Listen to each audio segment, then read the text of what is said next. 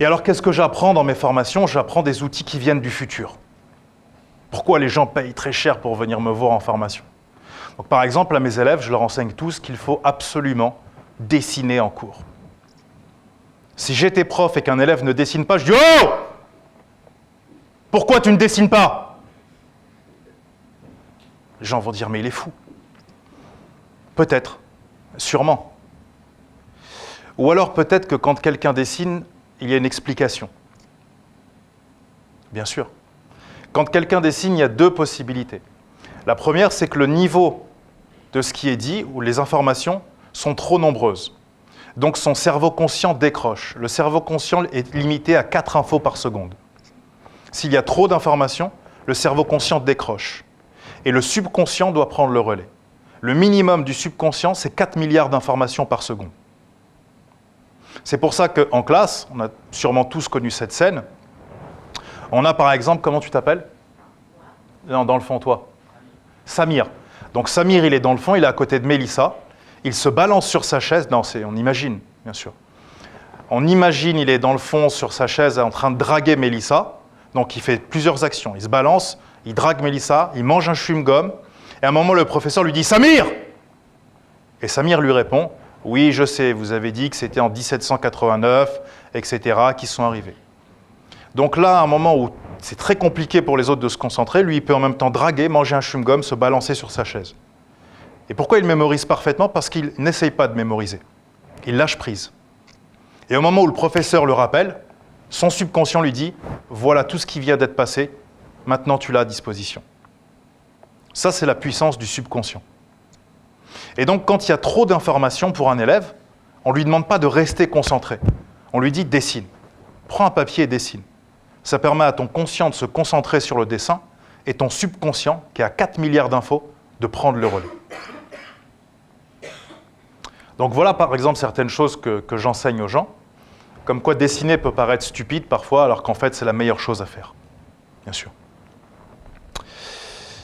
Et comme je vous disais, je suis un peu comme McFly, je viens du futur et je ramène plein de techniques aux gens et je leur propose, et libre à chacun de prendre ce qui l'intéresse ou pas. Et puis il y a le E égale MC2, j'aime bien les équations de la légende personnelle, parce que beaucoup de gens me disent, d'accord, vous avez fait tout ça, mais moi maintenant je fais comment pour ma légende personnelle? Je leur dis, c'est très simple, voilà l'équation. Tu vas essayer de réussir. Et inévitablement, comme tous les êtres humains, tu vas misérablement échouer.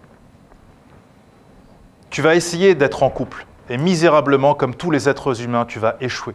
Parce que tu n'as pas été formé à être en couple. Tu n'as pas été formé à réussir. Tu n'as pas été formé à donner la meilleure version de toi-même. Mais qu'est-ce que la plupart des humains vont faire après l'échec? Ils vont s'arrêter d'essayer. Parce qu'ils vont se dire, j'ai souffert, je ne veux plus jamais souffrir, donc je préfère souffrir d'être comme je suis maintenant, plutôt que de prendre un nouveau risque et d'obtenir quelque chose en retour. Et c'est pour ça que seulement 5% de l'humanité arrive ici. Parce que les 5% ont compris qu'il fallait essayer, échouer, jusqu'à trouver le bon chemin pour réussir. Et il faut complètement oublier, si vous voulez réussir, les notions de gain, de perte et d'échec. Vous allez perdre, vous allez échouer, vous allez souffrir. Et comme 95% de l'humanité n'est pas prêt à ça, si vous le faites, vous allez obtenir ce que seulement 5% de l'humanité obtient. En termes de réussite, en termes d'argent, en termes de potentiel intellectuel, etc. Et les étapes, je vous les ai écrites. Donc la première étape, la plus importante quand on est jeune, c'est de chercher quel est ton pouvoir. Parce que tout le monde a un pouvoir dans cette pièce. Chercher son pouvoir sans compétences techniques, ça demande 10 ans. Une fois que tu as trouvé ton... évidemment, tu vas échouer. Donc chercher son pouvoir, ça peut être se dire, moi je veux faire du rap. Je veux être un rappeur. Donc, par exemple, moi j'ai voulu être rappeur à une époque. Et puis après, le rap me plaisait plus, donc j'ai fait du slam. Vous connaissez tous le slam? Voilà. Et j'ai été champion de France de slam. Et puis après, ça ne me plaisait plus.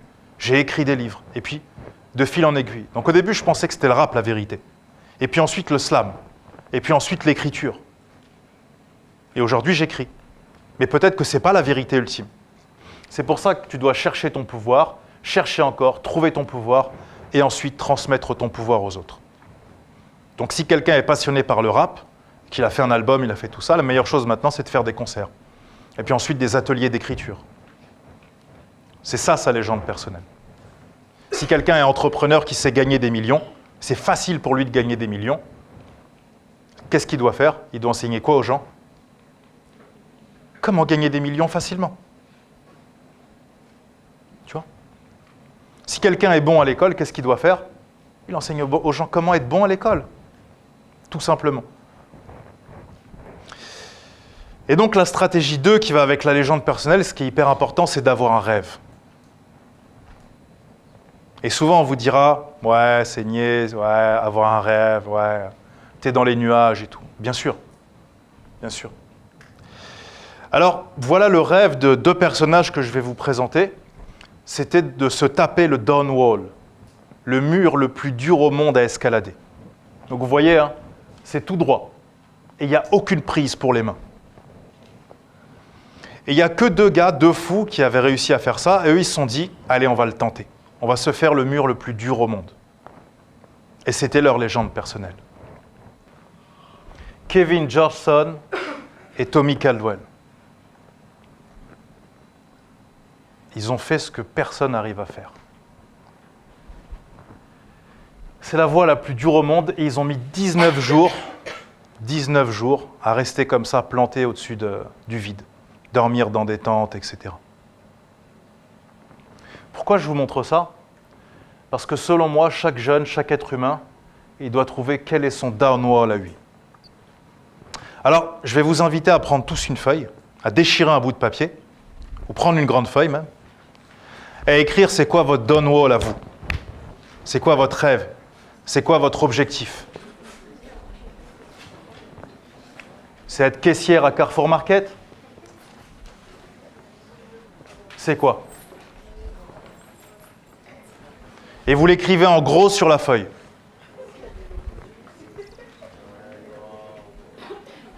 Et sur cette autre feuille, vous allez marquer, si jamais ça ne fonctionne pas, si vous n'y arrivez pas, si vous échouez, qu'est-ce que vous allez faire? Vous allez travailler à Orly, à Roissy, bagagiste, vous allez faire chauffeur Uber, caissière à Carrefour Market, votre plan B en fait.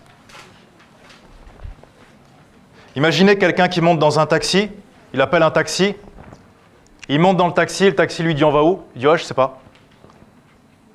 Il dit mais je peux pas t'emmener si tu sais pas. Il dit non, roule, vas-y, roule, on va voir. Si votre père il est chauffeur de taxi qui vous raconte ça quand il rentre le soir, et tu dis après, on a roulé pendant des heures, et il disait rien, non, il regardait par la fenêtre, il était content.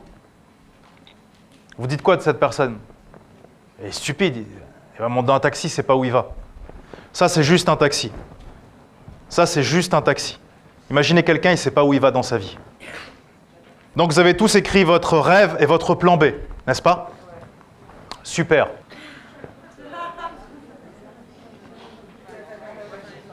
Il ne faut jamais avoir de plan B. Il n'y a que 3 catégories de personnes sur Terre qui ont le droit d'avoir un plan B. Alors, peut-être que vous en faites partie. La première partie, c'est les perdants. Les perdants ont tous un plan B. La deuxième catégorie, c'est les lâches. Les lâches ont tous un plan B. Et la dernière catégorie, la meilleure, celle que je préfère, c'est les faibles d'esprit. Les faibles d'esprit ont tous un plan B. Pourquoi il ne faut pas avoir de plan B? Alors, il y a un livre que vous avez sûrement tous lu, puisque c'est un des 10 classiques de l'humanité, qui s'appelle L'art de la guerre de Sun Tzu. Vous connaissez Sun Tzu? Dans son livre, Sun Tzu explique que quand on prend d'assaut un village et qu'on encercle les villageois, on doit toujours laisser une petite issue pour qu'ils puissent s'échapper. Et beaucoup d'empereurs lui disaient « Mais pourquoi tu fais ça ?» Et c'est vrai qu'il se rendait compte qu'à chaque fois qu'il faisait ça, il gagnait la guerre. À chaque fois qu'il encerclait un château, il laissait une petite issue. Un village, il laissait une issue. Et c'est vrai qu'à chaque fois, l'armée gagnait. Un jour, l'empereur était exténué et lui dit « Écoute, explique-moi quelle est cette technique extraordinaire. » Et Sun Tzu lui dit « Quand on encercle un village et qu'on va massacrer hommes, femmes et enfants, et que les gens voient qu'ils n'ont plus aucune issue, comme l'homme et la femme savent qu'ils vont mourir de toute façon, ils vont ramasser ce qu'ils peuvent et ils vont se battre avec ce qu'on appelle l'énergie du désespoir. Et à ce moment-là, une simple femme ou un seul homme peut combattre 10 samouraïs et lui tout seul. Parce qu'il a l'énergie du désespoir. Et il veut en tuer le plus possible ou essayer au maximum de sauver son enfant, sa femme et ses voisins. Mais si tu laisses une issue, certains s'échappent, certains hésitent et tu crées de la confusion. Donc si tu veux gagner la guerre, tu dois toujours laisser une issue aux gens. Le cerveau, c'est la même chose que la guerre. Si tu laisses une issue dans ton cerveau et que tu te dis « Allez, je fais mon ONG. Ouais, mais au cas où ça ne marche pas, je fais quoi ? Bah, je vais reprendre la cuisine. Bah, je vais faire ça. Ouais, non, après, je ferai ça, de toute façon. » Qu'est-ce que tu es en train de faire dans ton cerveau ? La même chose que Sun Tzu fait dans un village. Tu crées une faille. Et cette faille t'empêche de te battre avec l'énergie du désespoir. C'est-à-dire qu'une fois que tu as trouvé ton downwall, oublie tout le reste. Oublie tout le reste. Et conquiert ton downwall. C'est la seule et unique chose que tu as à faire. Et ça nous amène à la stratégie 3, la stratégie du choix. Imaginez que vous montez maintenant dans un taxi et vous lui dites « Bon, je vais aller à Paris, à Nantes, à Roubaix, à Rennes, à Lyon, à Reims et à Lille. » S'il s'en fout, il peut vous dire « Très bien, par où on commence ?» Vous dites « Ah, ça, je ne sais pas. » Je veux dire, moi, de toute façon, je veux bien faire toutes les villes, mais il faut que je sache par où commencer. Vous dites, j'ai aucune idée. Je n'ai pas réfléchi à ça. Si vous dites à votre cerveau, ouais, je veux être rappeur. Ouais, mais non, parce que je veux faire ça. Et maintenant, je veux faire ça. C'est comme si vous dites à un taxi, je veux aller partout. À la fin, il ira nulle part. C'est pour ça qu'un downwall, il en faut un. Il n'en faut pas 40, il n'en faut pas 20.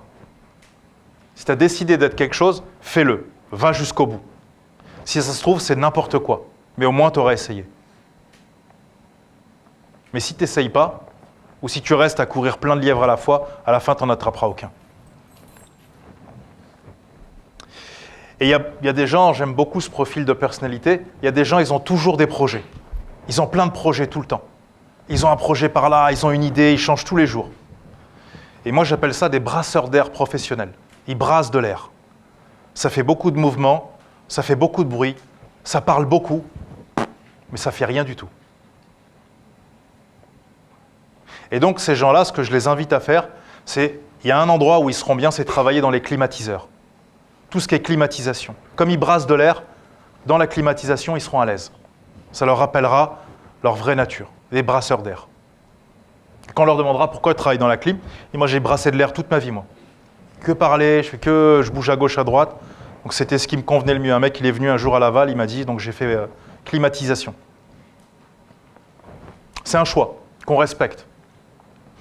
Et on doit se poser la question de savoir, est-ce que dans la vie, sur Terre, dans les 6 milliards d'êtres humains, est-ce que je veux être un apport, je veux apporter quelque chose, ou je veux être un ajout? J'ai beaucoup de jeunes qui viennent et me disent « Ouais, moi je veux vers ceci. Et quand je serai là-bas, tac, je vais faire ça, je vais gratter, je vais... » Alors, quand tu vas dans un milieu, que ce soit l'humanitaire, le rap game ou ce que tu as envie, si tu viens pour prendre, tu as perdu d'avance. Les seuls qui gagnent, c'est ceux qui viennent pour apporter quelque chose. Steve Jobs, il n'est pas venu pour devenir milliardaire, il s'en foutait. Il avait une idée. Michel-Ange, il n'est pas venu pour devenir le peintre le plus célèbre au monde. Il avait une idée. Il était fou de peinture. Tu vois? Donc si tu viens pour apporter, là, il peut se passer des choses miraculeuses. Mais si tu veux juste être un ajout, prends cette décision d'être juste un ajout. Mais il faut que tu fasses ce choix. Est-ce que dans l'humanité, je veux être un apport? Ou est-ce que je veux juste être un ajout? Ça me suffit à moi. Et puis oui, souvent, quand on ne veut pas être dérangé, on met son téléphone en mode avion. Il y a des gens, leur life, elle est en mode avion. Et ils ne captent rien. Ils sont à la ramasse. Pas de réseau, pas de 3G, même pas de Edge. Ils ne sont plus connectés au monde. Tu vois. Ils sont dans leur monde à eux. Et dans ton monde à toi, tu as quoi? Tu as les photos qui sont déjà là, tu as les applications qui marchent sans rien, mais le reste du monde, tu n'es pas connecté. Et ça, c'est un choix. Tu peux décider ça, si tu as envie d'être tranquille. Mais si tu as envie d'être en mode guerre, en mode légende personnelle, en mode je conquiers le monde, et que tu es en mode avion, ça ne peut pas fonctionner. Donc tout ça, c'est des choix. Et moi, je respecte les deux. J'ai un grand respect pour les deux. Je préfère quelqu'un qui me dit, écoute-moi, ma life, je n'ai pas envie de me prendre la tête, je suis en mode avion. Tranquille. Plutôt que quelqu'un qui me dit, ouais, moi, je suis en mode guerre et tout. Et en vrai, quand je regarde ses actions, les actions d'un mec qui est en mode avion. Ça n'a aucun sens. Au moins, le premier, il est aligné avec ses valeurs et ses principes. Et alors moi, j'ai beaucoup de gens qui me disent « Ouais, moi, je vais devenir millionnaire, tac, truc. » Ah ouais, génial. Donc, levez la main dans cette salle, si je devais vous faire choisir, qui veut devenir pauvre? Vraiment, c'est un mesquine, il n'a pas d'oseille, il ouvre le frigo, ses gosses, il n'y a rien à manger, ils sont habillés avec des vieux vêtements à la ramasse. Levez la main, celui qui va être un pauvre. Personne. Et si je vous dis j'avais une baguette magique, je peux vous transformer en millionnaire, levez la main ceux qui veulent devenir millionnaire. Voilà, simplement, tu vois. Voilà, tu vois. Madame, non, pas millionnaire, ça ne vous intéresse pas. Entre deux. Ouais, c'est trop millionnaire pour elle, elle a dit ouais, non, on se calme. 500 000 euros, ça va, ça me suffit. Tranquille. Millionnaire ou pauvre? Une fois, j'ai un ami qui est parti dans un groupe de réflexion et il travaille sur Internet, comme moi, il vend ses formations sur Internet. Et puis, il voulait acheter un outil à 5 000 $. Et pour lui et moi, c'était énorme, 5 000 $.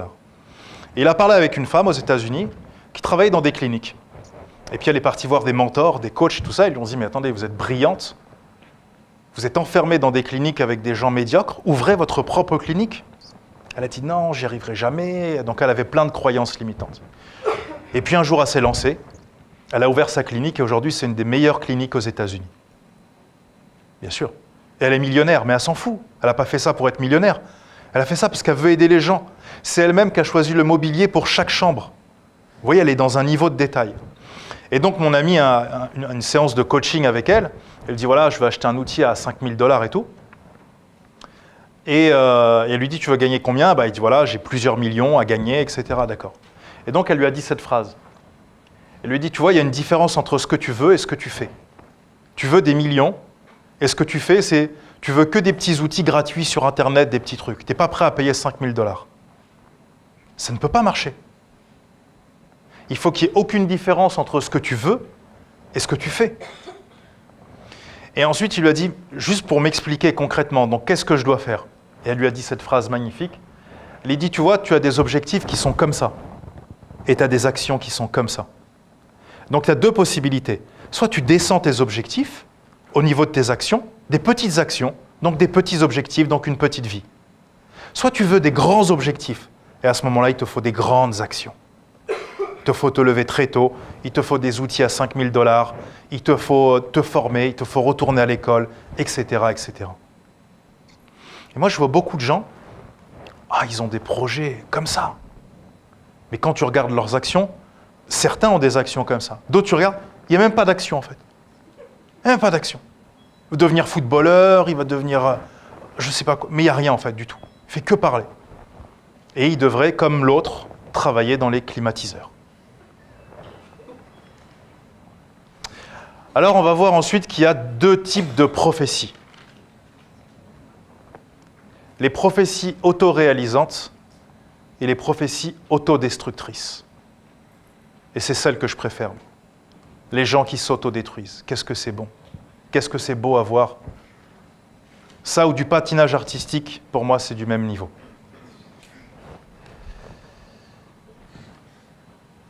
Millionnaire, c'est possible ou pas de devenir millionnaire? Par exemple, toi, tu penses que... Comment tu t'appelles? Mélissa, tu peux devenir millionnaire? Ah, Mélissa, t'aurais dû t'asseoir dans le fond. Pour l'exemple, au moins. Tu peux devenir millionnaire comme ça en 1-2 ans ou non, là, c'est chaud pour l'instant? Ok. Quelqu'un pense que c'est impossible pour lui, il dit non, moi, là, maintenant, là, c'est mort. De toute façon, toi, quelqu'un d'autre? Donc, tous les autres, vous pensez que c'est possible? Ok, cool. Alors, j'ai une bonne nouvelle. Que tu penses que tu peux ou que tu ne peux pas, dans les deux cas, tu as raison. Bien sûr. Pourquoi? Exactement, ouais. Si tu penses que tu es un abruti ou qu'on t'a dit que tu es un abruti et que tu le crois, oui, tu vas être un abruti. Ouais. Mais si tu penses que tu es un génie et que peu importe ce qu'on va te dire, tu as décidé que tu seras un génie, il est fort probable que tu le deviennes. Après, chacun appelle ça comme il a envie, mais en effet, oui. Et donc que tu penses que tu es un génie ou un abruti, en effet, encore une fois, dans les deux cas, tu as raison. Donc quand tu penses que tu peux devenir millionnaire ou pas, et millionnaire est un exemple comme un autre, dans les deux cas, tu as raison. Et c'est ta croyance qui va définir sûrement ce qui va t'arriver.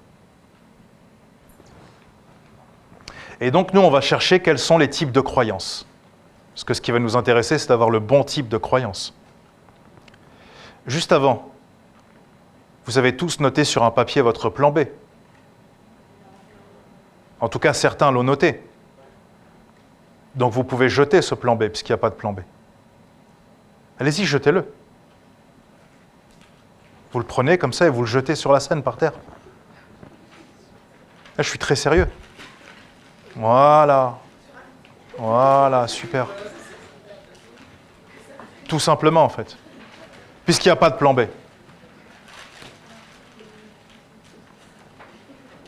Il y a un plan B ou pas? Il n'y a pas de plan B. Non. Voilà, tout simplement. Tout simplement.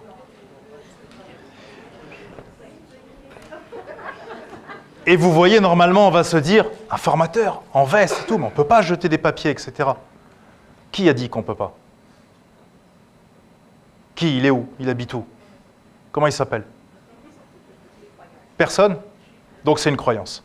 Attention, surtout, ne passe pas à l'action après cette vidéo. Non, surtout reste dans l'ombre et continue de priver le monde de ta lumière.